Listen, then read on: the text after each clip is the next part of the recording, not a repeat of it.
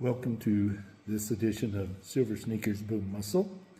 You might have seen on the internet or social media where the government officials, Robert F. Kennedy Jr. and Pete Hedgspeth, attempted a fitness challenge, of which they included doing 100 pull-ups and 100 push-ups and 50 pull-ups in less than 5 minutes. It's a little embarrassing to watch the video as a personal fitness trainer and medical official and former U.S. Navy diver. As far as their pull-ups, they do a lot of kipping, which is where you kick your lower body, get a little bit of momentum to help yourself pull up. They then actually get their chin over the bar, so from a military fitness perspective, I wouldn't count a lot of those pull-ups as legitimate. Same with the push-ups. They did partial range of motion, which you can pump out a lot of push-ups doing that. But again, the reason the Army Physical Fitness Test requires a hand release push-up and a full extension of your arms is to make sure you've gone through the full range of motion. I think it's better to do an exercise with perfect form rather than a cheat, less range of motion, using momentum or whatever. The point of the exercise is to get stronger and in this case to demonstrate your level of fitness. So saying that, I certainly couldn't complete that exercise challenge in less than 5 minutes. Well, neither could either of them, so they extended the time to 10 minutes, which if you break it up into doing, let's say, 5 pull-ups and 10 push-ups every minute, allowing some rest once you get done with that set between each, so every minute on the minute you start a new set, you could complete it within 10 minutes. So I've set that for myself as a challenge to be able to complete this by New Year's 2026. So about 4 months. First thing, I got to lose some weight. Ideally, if I lost 30 pounds, it'd be much easier to do the pull-ups. When I was in the Navy, I could do 20 pull-ups with good form, but I was 40 pounds lighter than I am now, and about 40 years younger. Yes, wow. So what I'm going to demonstrate is some way to progress to get stronger and more fit to attempt that challenge. So several modifications for exercises and alternatives to make it more reasonable. So to start with modifications for push-ups, you can do them on your knees, and that works the same muscles, some of the same core. It just reduces some of your body weight for the push-up. I like to use something to keep my wrist neutral, since I have a lot of arthritis in my wrist and can't really do a proper push-up with my hands flat, as I can't extend them to 90 degrees. You can use a dumbbell, which raises your hands a little bit off the floor and allows for the same thing. I would recommend using a hex dumbbell because the round ones have a tendency to roll, which can again cause some wrist damage. So starting with a modified push-up on your knees, you want to get your chest down to the level of your hands and your elbows fully extended.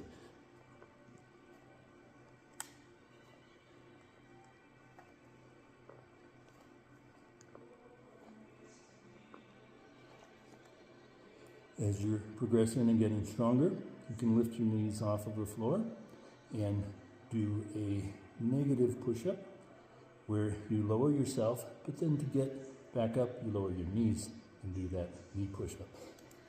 So the negative, slow as you can, knees to the ground and up. And the negative, and up. One more. The negative is an eccentric motion, which has a tendency to actually make the muscle stronger than the concentric or pushing up motion. So you want to go slow, don't just drop, because that takes away that benefit.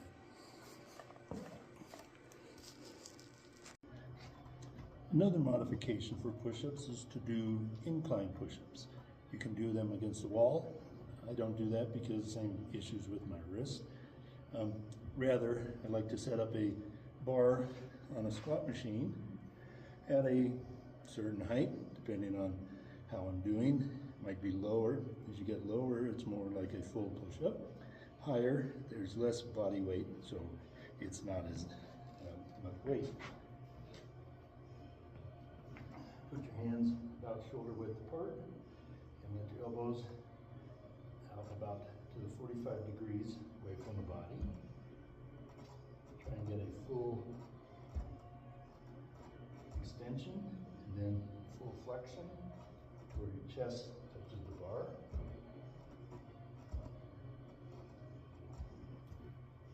To progress this, you can lower the bar.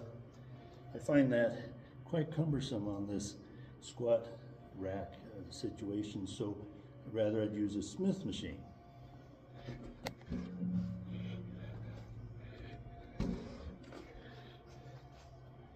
With a Smith machine, it's very easy to change the height of the bar. So if you're, let's say, shooting for 10 repetitions, if you find that you can't quite finish, you can always raise it. If you're doing well, you can always lower it. Same position. So too easy.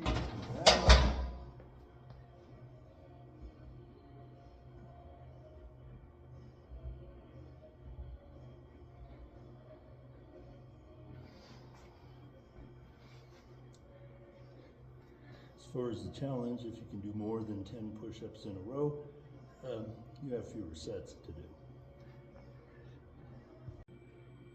Other exercises to get better at push-ups would be bench press, incline press, flies, either with dumbbells or cable machine. All those essentially working the same muscles. They don't involve as much core stabilization, which is critically important for a push-up. Moving on to the pull-ups. Pull-ups, a very challenging exercise. So starting off with modifications, I like to do an inverted row. Again, starting off with a Smith machine.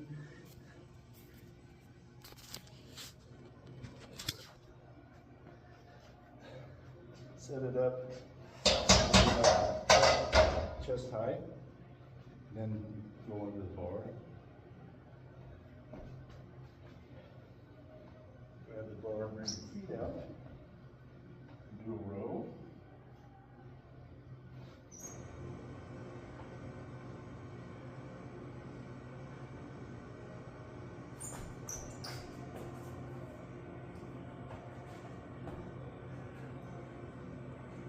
That exercise works some of the same muscles that are required in a pull-up. It does require that you activate your core to maintain that very straight posture. Progression in getting stronger for a pull-up is to use the same sort of Smith machine and add a stability ball that you sit on, put your arms up so that your body from the waist up is essentially vertical, very similar to a pull-up position. And then do some slow pull-up motions to get the weight off the stability ball. And then a slow traction.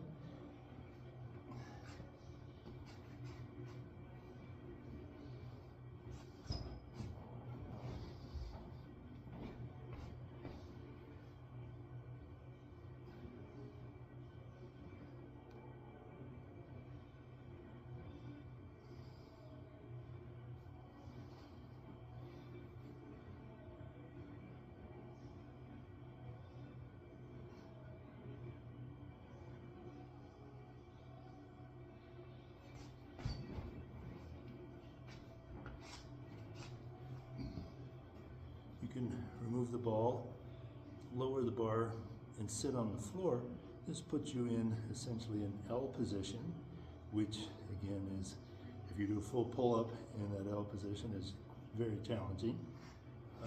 But the same idea to start getting the muscles in your upper back and chest and shoulders to get stronger in these partial repetitions.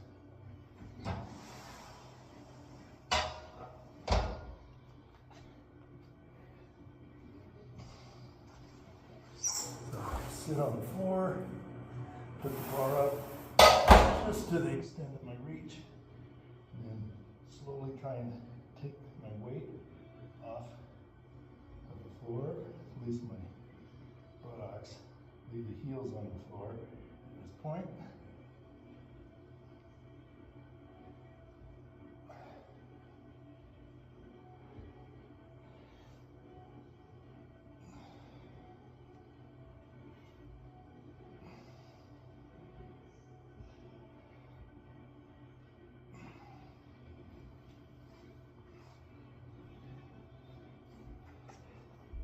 Do a number of repetitions at this beginning range of motion for the pull-up.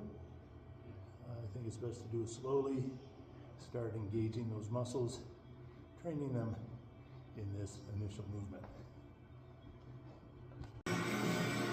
A nice progression, if your facility has one of these, which is an assisted pull-up dip machine. You put your knees on this pad that has a weight stack, which, different than most weight stacks, the amount you put on actually subtracts from your body weight. So it just sits up at about half of my ideal body weight.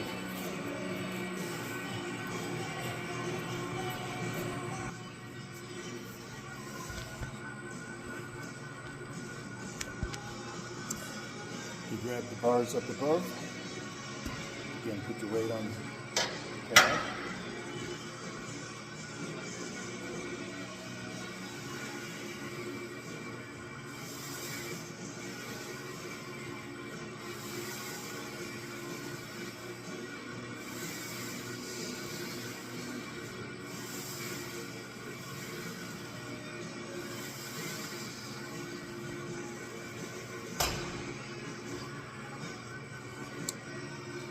The benefit of this machine is it works on the full range of motion for a pull-up. It does take away as much weight as you need to, so you can get that full range of motion. Again, you want to consider bringing your shoulder blades down and together, engaging the muscles in the back, chest, shoulders, and do several repetitions on this. Many facilities have a lat pull-down machine, which you can use as well. The disadvantage is it traps your knees and it doesn't require that much core stabilization. An alternative I like better is to use a cable, set it up high, and we'll do a kneeling lat pull-down.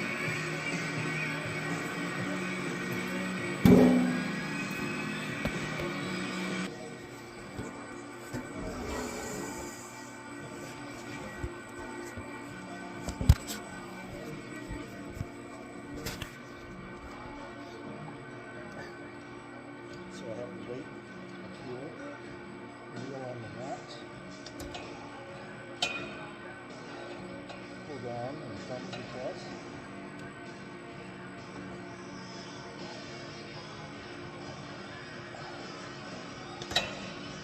Then concentrating on stabilizing the core.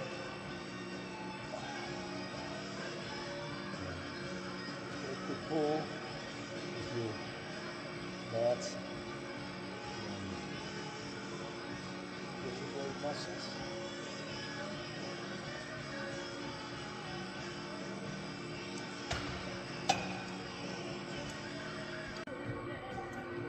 Work on the core, posterior and lower leg muscles, which are also involved in the pull-up, I like to find a bar that is about as high as I can reach with my feet touching the ground.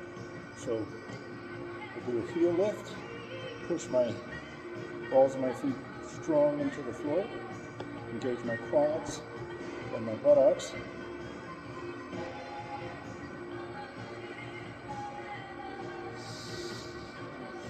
And just hold this position for 15 to 20 seconds, pushing the arm to the floor, quads engaged, sucked in, buttock tight.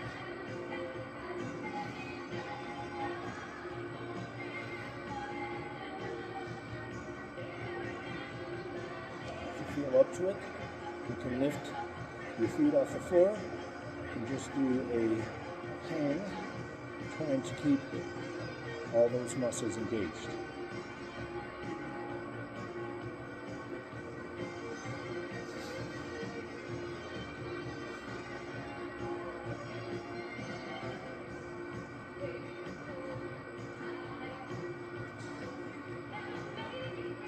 If you find you're swinging, you want to tighten all those muscles, suck your abs in, engage your buttocks, quads tight, push your feet towards the floor to engage those muscles as well. The final progression before attempting a full pull-up is a band-assisted pull-up. So here I've attached a couple of strong bands with a very secure attachment to a high bar, which is one I can't reach from the ground. I have a platform for support. I recommend using only one foot in the bands to allow the other foot to stay on the platform till you're ready, and to assist in getting out of the bands as well.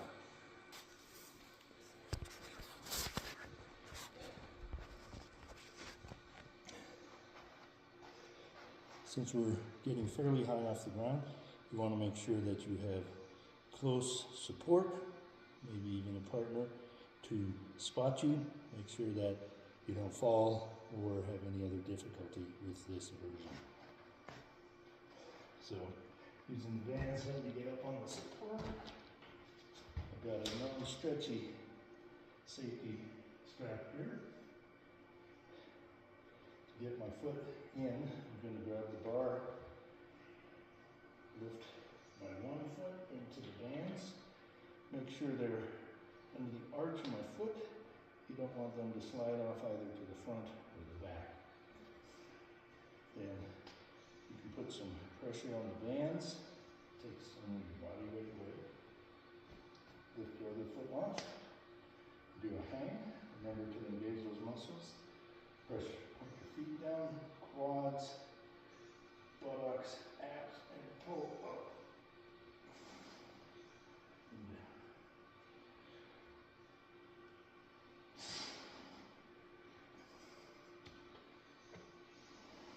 To get out, put your free foot back on the platform, lift the straps up,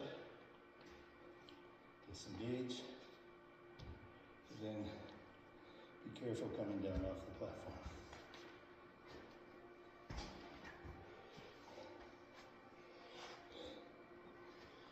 To progress to where you can do a single unassisted pull-up from the dead hang is a significant accomplishment. Even if you can't get off of the assistance, using the bands, the pull-up machine, the lat pull, all these exercises are really good for strengthening your upper body and your core. Again, take it slow. As I stated before, my goal is getting myself 4 months to be able to do the JFK Jr. Pete Hedgspeth pull-up, push-up challenge. And again, the most important for me is to get my weight off so that I'm not carrying this extra salt bag, sand bag around my stomach. again, the lighter you are, if you maintain your strength, the pull-up's going to be easier.